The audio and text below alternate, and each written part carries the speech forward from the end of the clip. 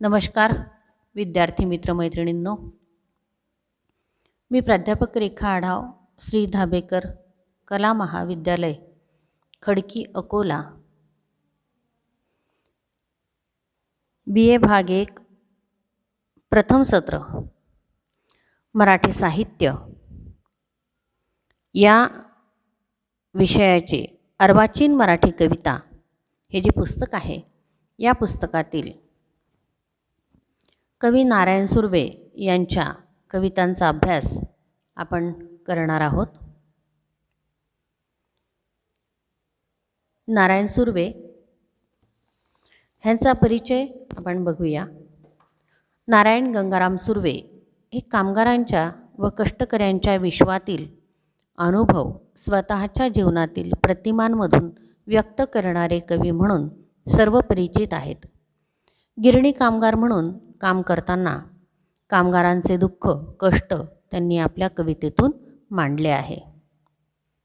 त्यांचे ऐसा गामी ब्रह्म, माझे विद्यापीठ, जाहीरनामा, नव्या माणसाचे आगमन, सनद इत्यादी कविता संग्रह प्रकाशित आहेत. विविध वृत्तपत्रे व नियतकालिकांमधून त्यांनी सातत्याने लेखन केले. 1998 त्यांना पद्मश्री पुरस्कार देऊन सन्मानित करण्यात आले. कुसुमाग्रज प्रतिष्ठानचा जनस्थान पुरस्कार, मध्य प्रदेश सरकारचा कबीर पुरस्कार अशा अनेक पुरस्कारांसह सोव्हिएतलँडचे नेहरू पारितोषिक, साहित्य संस्कृती मंडळाची गौरववृत्ती इत्यादी पारितोषिकांवर त्यांनी आपले नाव कोरले आहे. परभणी येथे भरलेल्या इसवी सन 1995 अखिल भारतीय मराठी साहित्य संमेलनासह अनेक साहित्य संमेलनाचे अध्यक्षपद सुर्वेंनी भूषविले आहे. आकाशवाणी, दूरदर्शन यांसह अनेक कार्यक्रमांमध्ये त्यांनी काव्यवाचन सहभाग नोंदवला आहे.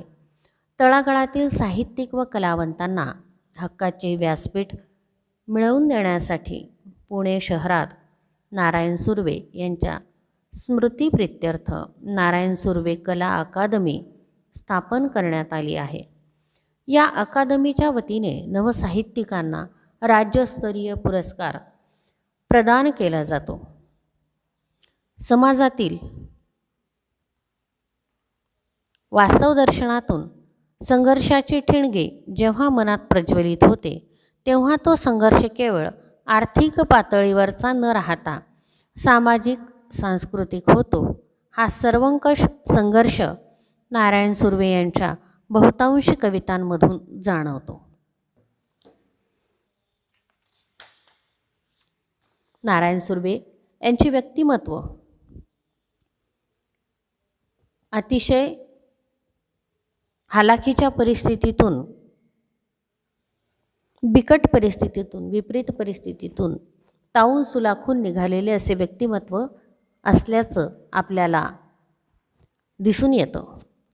नारायण सुर्वे यांच्या कवितांमध्ये ज्या विचार भावना व्यक्त झालेल्या आहेत, त्या विचार भावना ते स्वतः जगलेले आहेत आणि म्हणूनच त्यातला सच्चेपणा इथल्या प्रत्येक वाचकाला, रसिकाला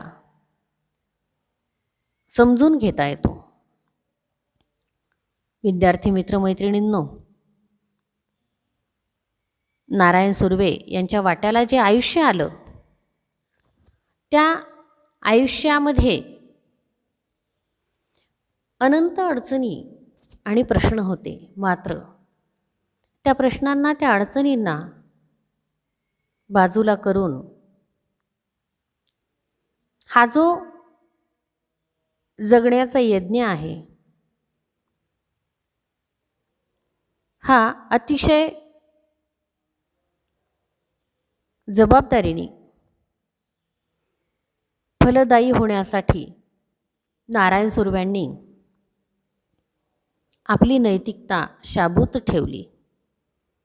आणि म्हणूनच त्यांचं मोठेपण यामध्येच आहे की त्यांच्या वाट्याला जरी हालअपेष्टा आल्या, नाही का, तरीही त्यांनी जो सत्याचा मार्ग आहे, जो नैतिकतेचा मार्ग आहे, जो न्यायाचा मार्ग आहे, तो कधीही सोडला नाही. आणि म्हणूनच त्यांची कविता जनसामान्यांच्या मनाचा ठाव घेऊ शकते. आपण नारायण सुर्वे यांच्या व्यक्तिमत्वाविषयी अनेक वैशिष्ट्यपूर्ण सद्गुणांचा अभ्यास करून त्याची मांडणी करू शकतो, परंतु वेळेची मर्यादा लक्षात घेता या ठिकाणी आपल्याला त्यांच्याविषयीचं विवेचन थोडं आटोपतं घेऊन त्यांच्या कवितेचा आपल्याला अभ्यास करायचा आहे. त्यांची जी कविता आहे 4 शब्द, ही कविता आपण शिकणार आहोत. 4 शब्द कवितेचं शीर्षक आहे. आता आपण प्रत्यक्ष कविता वाचूया. रोजीचा रोटीचा सवाल रोजचाच आहे, कधी फाटका बाहेर कधी फाटका आत आहे. कामगार आहे मी तळपती तलवार आहे, सारस्वतानो थोडासा गुन्हा करणार आहे. थोडे साहिलेले पाहिलेले जोखिलेले आहे, माझ्या जगाची एक गंधवेणाही त्यात आहे. केव्हा चुकलो मुकलो नवे शिकलोही आहे, जसा जगत आहे मी तसाच शब्दात आहे. रोटी प्यारी खरी आणखी काही हवे आहे, याच साठे माझे जग राजमुद्रा घडवीत आहे. इथूनच शब्दांच्या हाती फुले ठेवीत आहे, इथूनच शब्दांच्या हाती खडगे, खडग म्हणजे तलवार, मी देत आहे. एकटाच आलो नाही युगाची ही साथ आहे, सावध असा तुफानाची ही सुरुवात आहे. कामगार आहे मी तळपती तलवार आहे, सारस्वतानो थोडासा गुन्हा घडणार आहे. खूप सुंदर आशयपूर्ण अशी ही कविता, आणि कवीने या कवितेच्या माध्यमातून आपल्या मनातील विचारभावनांना वाट मोकळी करून दिली आहे. कवी म्हणतात, रोजीचा रोटीचा सवाल रोजचाच आहे. नाही का? जो सामान्य माणूस आहे त्याला रोजीरोटीसाठी रोज काही ना काही करावंच लागतं, तो काही विषय असत नाही. रोजीचा रोटीचा सवाल रोजचाच आहे, कधी फाटका बाहेर कधी फाटका आत आहे. कामगार आहे मी तळपती तलवार आहे, सारस्वतानो थोडासा गुन्हा करणार आहे. कवी म्हणतो की मी काय आहे, मी कामगार आहे. आणि कामगार म्हटल्यानंतर त्याच्या आयुष्यामधले दैनंदिन जे प्रश्न आहेत हे आपण समजून घेऊ शकतो. त्या प्रश्नाची तीव्रता अभावग्रस्ततेमुळे अधिकच बोचरी असते. नाही का विद्यार्थी मित्रमैत्रिणींनो? जेव्हा माणसाकडे भौतिक साधन संपन्नता असते तेव्हा त्याच्या जगण्यामधल्या प्रश्नांची धार कदाचित बोथट होत असावी, परंतु इथे कवी म्हणतो रोजीचा रोटीचा सवाल रोजचाच आहे. थोडे साहिलेले पाहिलेले जोखिलेले आहे, माझ्या जगाची एक गंधवेणाही त्यात आहे. केव्हा चुकलो मुकलो नवे शिकलोही आहे, जसा जगत आहे मी तसाच शब्दात आहे. कवी काय म्हणतो? केव्हा चुकलो मुकलो नवे शिकलोही आहे. कवीने म्हटलं मी कुठेच पूर्ण नाही बाबा, पूर्णतेच्या मार्गावरचा मी प्रवासी आहे. त्यामुळे कधी माझ्या हातून चुकाही झाल्या असतील मी नाही म्हणणार नाही. नवे चुकलो मुकलो शिकलोही आहे. नाही का? माझ्या ज्ञानाअभावी मी अनेक गोष्टींना चुकलो पण मुकलो पण आणि नवीन शिकलो पण. पुढच्या कडव्यात कवी म्हणतात, रोटी प्यारी खरी आणखी काही हवे आहे, याचसाठी माझे जग राजमुद्रा घडवीत आहे. इथूनच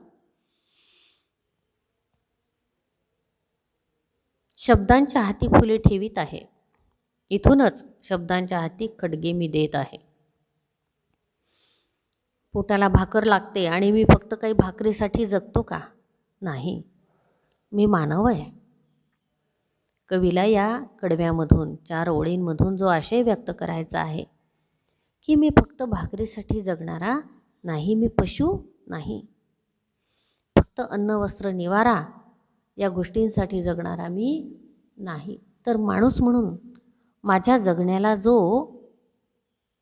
एक कर्तव्याचा, जबाबदारीचा, अधिकाराचा भाग जुळलेला आहे तो पण मी लक्षात घेतला पाहिजे. रोटी प्यारी खरी आणखी काही हवे आहे. म्हणजे आणखी काय? म्हणजे सन्मान, माणसाचं जगणं, मग तो मानव स्त्री असो अथवा पुरुष, मानवाचं जगणं सन्मानाशिवाय पूर्ण होऊ शकत नाही. ते प्रत्येकाला समान न्याय म्हणजे सन्मान हवा आहे. आणि कवी तेच म्हणतो, मला रोटी प्यारी आहे, मला भाकरी हवी आहे, पण त्यासोबतच मला माणूस म्हणून जगण्याचा अधिकार हवा आहे.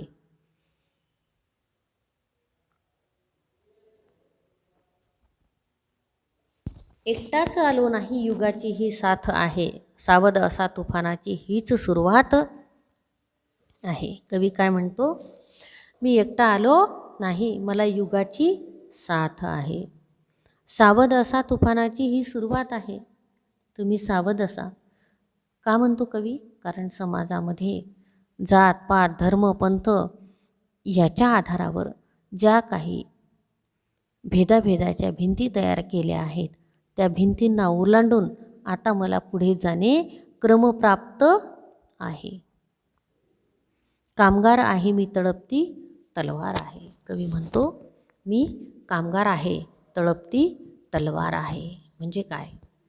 मला समानतेची न्यायाची वागणूक अपेक्षित आहे आणि ती जर तुम्ही देणार नसाल तर त्यासाठी लढण्याची पण माझी तयारी पूर्ण आहे.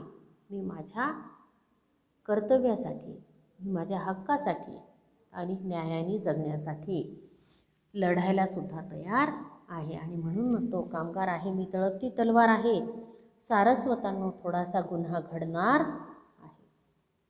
हे जे कोणी सारस्वत आहेत, जे सो कॉल्ड प्रतिष्ठित लोक आहेत, ज्यांना बहुजनांच्या सन्मानाचं प्रतिष्ठेचं काही देणं घेणं नाही, अशा सगळ्यांना कवी म्हणतो सारस्वतांनो थोडासा गुन्हा घडणार आहे.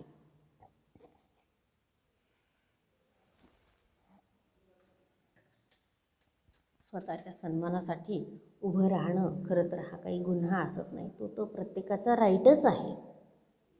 मी माझ्या हक्कासाठी उभं राहिलं पाहिजे, माझ्या सन्मानासाठी मी उभं राहिलं पाहिजे, हा माझा राईट आहे. परंतु हा नपुंसक असलेला समाज, भेदभाव करणारा समाज प्रत्येकाला न्याय बहाल करत नाही. आणि म्हणून नारायण सुर्व्यांसारखा कवी म्हणतो सारस्वतांनो थोडासा गुन्हा घडणार आहे. माझ्या हातून तुमच्या नजरेत हा गुन्हा आहे, पण मी माझ्या स्वतःच्या अधिकार आणि हक्कासाठी उभा आहे. तर हा गुन्हा घडणार आहे, मला त्याची खंत नाही, चिंता नाही, हा गुन्हा झाला तरी चालेल. अशा प्रकारे विद्यार्थी मित्रमैत्रिणींनो 4 शब्द या कवितेचे आपण अध्ययन केले आहे. ही जी कविता आहे या कवितेसंदर्भात तुम्हाला काही अडचणी असतील, काही प्रश्न असतील तर निश्चितच तुम्ही व्हॉईस मेसेजद्वारे किंवा मेसेज टाईप करून किंवा प्रत्यक्ष भेटून जे तुम्हाला सहज शक्य असेल त्या माध्यमाद्वारे तुमच्या अडचणी तुम्ही माझ्यापर्यंत पोचवू शकता. निश्चितच तुमच्या अडचणींचं निरसन करण्यात येईल. धन्यवाद.